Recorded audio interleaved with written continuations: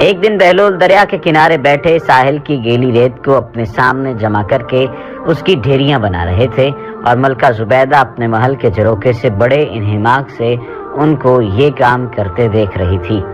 وہ مٹی کی ڈھیری بناتے اور پھر اپنے ہاتھ سے ہی اس کو مسمار کر دیتے۔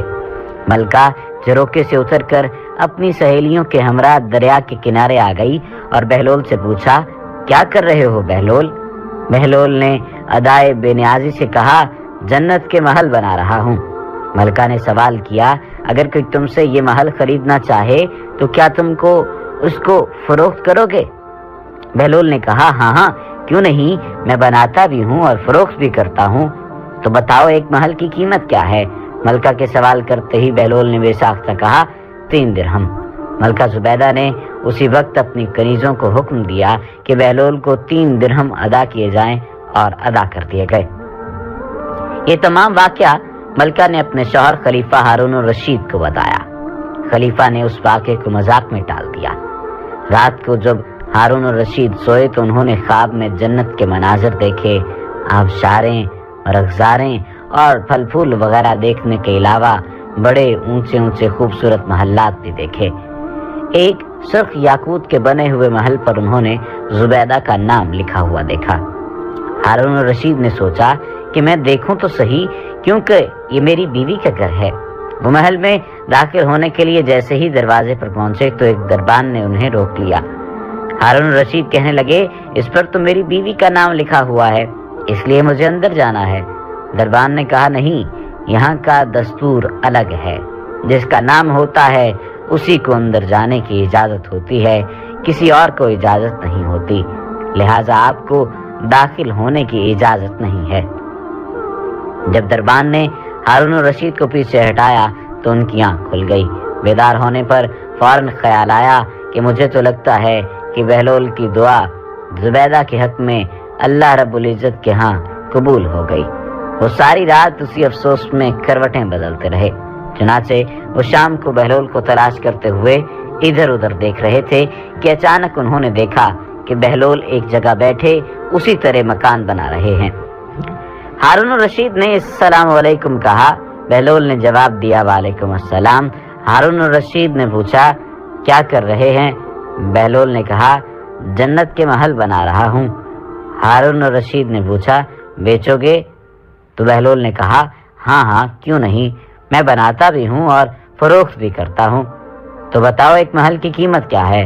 بہلول نے بے ساختہ کہا، تیری پوری سلطنت۔ ہارون الرشید نے کہا، اتنی قیمت تو میں نہیں دے سکتا، کل تو آپ 3 درہم کے بدلے دے رہے تھے اور آج پوری سلطنت مانگ رہے ہو۔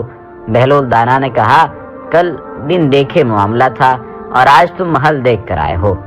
خلیفہ یہ سن کر گھٹنوں کے بل بہلول دانا کے سامنے مایوس ہو کر بیٹھ گئے اور کہا، حضرت آپ مجھ سے میری ساری سلطنت لے لیں اور مجھے ایک محل دے دیں۔ جب بہلول دانا نے خلیفہ کی عاجزی دیکھی تو کہا کہ میں تمہاری سلطنت کا کیا کروں گا؟ اس دنیا کی محبت تو بہت سے گناہوں کی جڑ ہے، جاؤ اپنی سلطنت اپنے پاس رکھو، اس محل کو بھی تمہارے لیے 3 درہم میں فروخت کرتا ہوں۔ حضرت سید ناصر سکتی رحمت اللہ تعالی علیہ فرماتے ہیں، ایک بار مجھے قبرستان جانا ہوا، وہاں میں نے حضرت سیدنا بہلول دانا رحمت اللہ تعالی علیہ کو دیکھا کہ ایک قبر کے قریب بیٹھے مٹی میں لوٹ پوٹ ہو رہے ہیں۔ میں نے پوچھا، آپ یہاں کیوں بیٹھے ہیں؟ جواب دیا، میں ایسی قوم کے پاس ہوں جو مجھے اذیت نہیں دیتی اور اگر میں غائب ہو جاؤں تو میری غیبت نہیں کرتی۔ میں نے عرض کی، روٹی مہنگی ہو گئی ہے؟ تو فرمانے لگے، اللہ عز و جل کی قسم مجھے کوئی پرواہ نہیں، اگرچہ ایک دانہ دینار کا ملے، ہم پر اس کی عبادت فرض ہے جیسا کہ ہمیں حکم دیا ہے، اور ہمارا رزق اس کے ذمہ کرم پر ہے جیسا کہ اس نے ہم سے وعدہ کر رکھا ہے۔ ایک مرتبہ کسی نے کہا، بہلول بادشاہ نے تمہیں پاگلوں کی مردم شماری کا حکم دیا ہے۔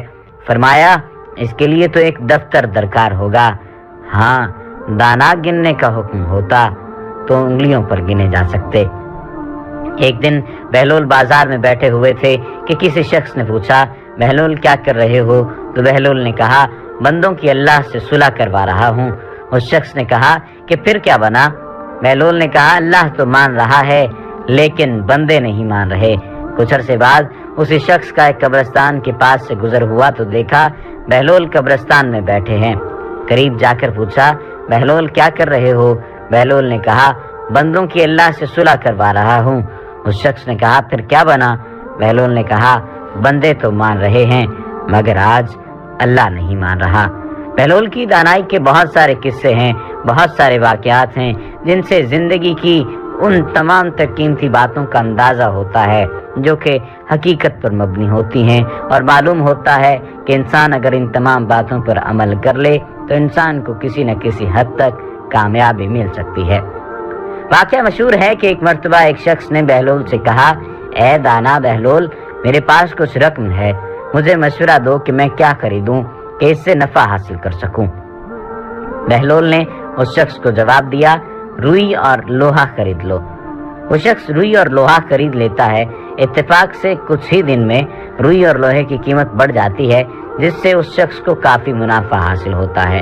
وہ شخص دوبارہ بہلول کے پاس جاتا ہے اور کہتا ہے، اے دیوانے بہلول، میرے پاس کافی رقم ہے، مجھے مشورہ دو کہ میں کیا خریدوں جس سے نفع حاصل ہو۔ یہ سن کر بہلول اسے کہتا ہے، پیاز اور تربوز خرید لو۔ وہ شخص اپنی پوری رقم پیاز اور تربوز کی خریداری میں لگا دیتا ہے۔ کافی دن گزر جاتے ہیں، خریدار تو کم آتے ہیں لیکن پیاز اور تربوز گل سڑ کر خراب ہو جاتے ہیں۔